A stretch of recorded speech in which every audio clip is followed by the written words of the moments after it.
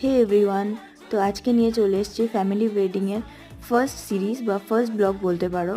তো এটা ছিল সকালবেলা বৃদ্ধির অনুষ্ঠান, যখনও আমি গিয়ে পৌঁছাইনি। আমার কাকা কিন্তু ঠিক মনে করে আমাকে ভিডিও পাঠিয়ে দিয়েছে। দেন আমি আর রিয়ান্স অলমোস্ট ম্যাচিং করে পড়েছিলাম, যাতে হালদি ফাংশনটাতে গিয়ে আমরা ডাইরেক্ট অ্যাটেন্ড করতে পারি আর রেডি হওয়ার কোনো ঝামেলা না থাকে। তো আমরা গাড়ি করে মোটামুটি ওখানে পৌঁছে গেলাম, বাট যতটা সময় লেগেছিলো তার হালদি ফাংশন ফিনিশ হয়ে গেছিলো। তো তবুও গিয়ে একটুখানি গায়ে হলুদ মেখে নিয়েছিলাম।